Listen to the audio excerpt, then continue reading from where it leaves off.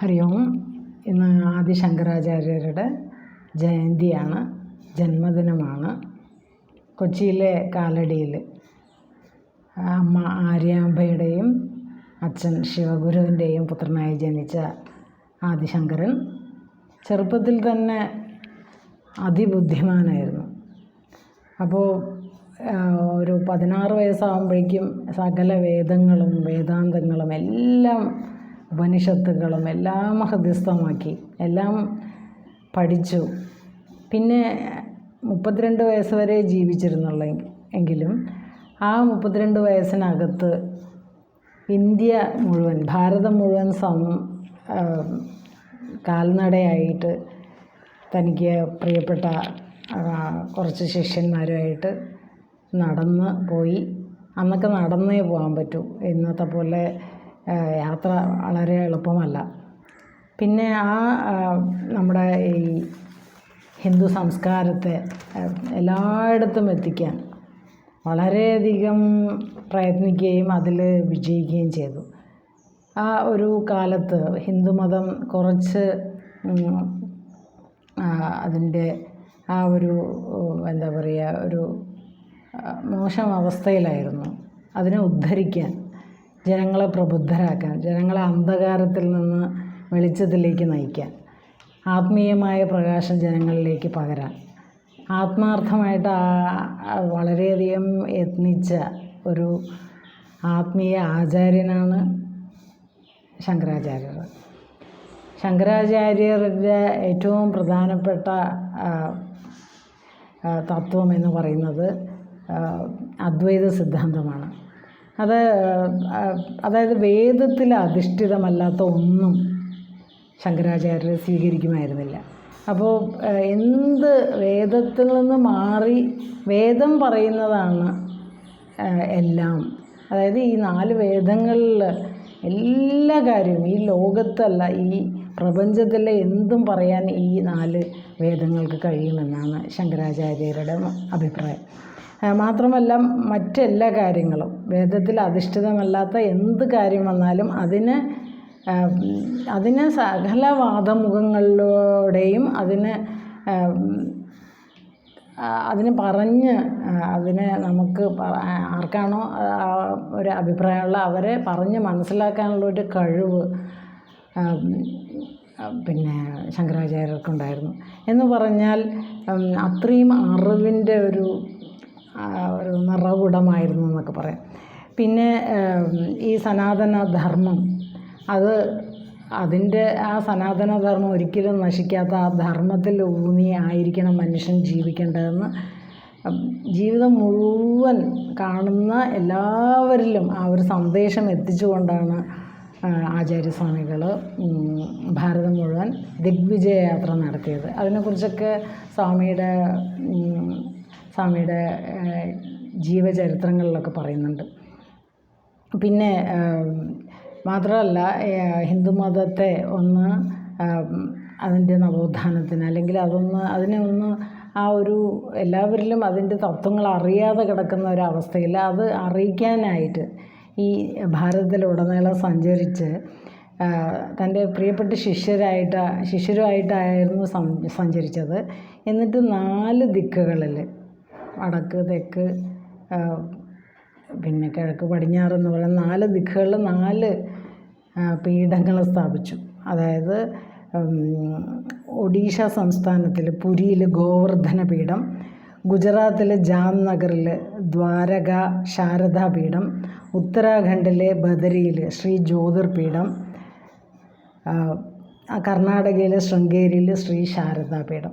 ഈ 4 പീഠങ്ങൾ സ്ഥാപിച്ച് മഠങ്ങളാണ്. ആ മഠങ്ങളിലൂടെ 4 വേദങ്ങളാണ് പ്രചരിപ്പിക്കാനും അതിന് കൂടുതൽ പ്രാധാന്യം നൽകിക്കൊണ്ടായിരുന്നു ഈ 4 മഠങ്ങൾ സ്ഥാപിച്ചത്. പിന്നെ അതിൻ്റെ ഉത്തരവാദിത്വം 4 ശിഷ്യർക്കാണ് ആചാര്യസ്വാമികൾ നൽകിയത്. പുരിയിലെ പീഠത്തിന് പത്മപാദാചാര്യർ പ്രധാനപ്പെട്ട ശിഷ്യനാണ്, അവർക്ക് കൊടുത്തു. പിന്നെ ദ്വാരകയിൽ സ്വാമി സുരേശ്വരാചാര്യർ, പിന്നെ ബദരിയിൽ പീഠത്തിന് തോടകാചാര്യർ, ശൃംഗേരിയിൽ ഹസ്താമലക ആചാര്യൻ. ഇങ്ങനെ ഹസ്താമലകനെന്നും തോടകാചാര്യനെന്നും സുരേശ്വരൻ എന്നും പത്മപാദാചാര്യർ, ഇവരാണ് പ്രധാനപ്പെട്ട 4 പ്രിയ ശിഷ്യന്മാർ. അപ്പോൾ നമ്മൾ സ്വാമിയുടെ കഥയൊക്കെ വായിക്കുമ്പോൾ അത് നമുക്ക് അവരോടുള്ള ആ ഒരു ഇഷ്ടവും അവർക്ക് സ്വാമി പകർന്നു നൽകിയ അറിവും ഇതെല്ലാം നമുക്ക് മനസ്സിലാക്കാൻ കഴിയും. പിന്നെ ഈ പ്രപഞ്ചത്തിൻ്റെ വിജ്ഞാനം മുഴുവനും ഈ 4 വേദങ്ങളിൽ അടങ്ങിയിരിക്കുന്നുവെന്നും ആ 4 വേദങ്ങൾ തലമുറകളിലൂടെ അതിൻ്റെ അറിവ് എല്ലാവരിലും എത്താൻ വേണ്ടിയാണ് സ്വാമി 4 പീഠങ്ങൾ 4 മഠങ്ങൾ സ്ഥാപിച്ചത്. അപ്പോൾ ഈ ഇതിലൂടെ സ്വാമിയുടെ ആ ഒരു അറിവിൻ്റെ ആ ഒരു എന്താ പറയുക, ആ ഒരു പുഴ ഇന്നും ഒഴുകിക്കൊണ്ടിരിക്കുകയാണ്. കാരണം അന്നുള്ളതിനേക്കാളും ഇന്ന് ഒരുപാട് കാര്യങ്ങൾ ജനങ്ങളിലേക്ക് എത്തിക്കൊണ്ടിരിക്കുന്നു. കാരണം ഹിന്ദുമതം അതിൻ്റെ ഒരു ജീർണിച്ച അവസ്ഥയിൽ നിന്ന് അതിനെ പുനരുദ്ധരിച്ച് എല്ലാവരിലും എത്തിക്കാൻ ശ്രമിച്ച ഒരു മഹാഗുരുവാണ്.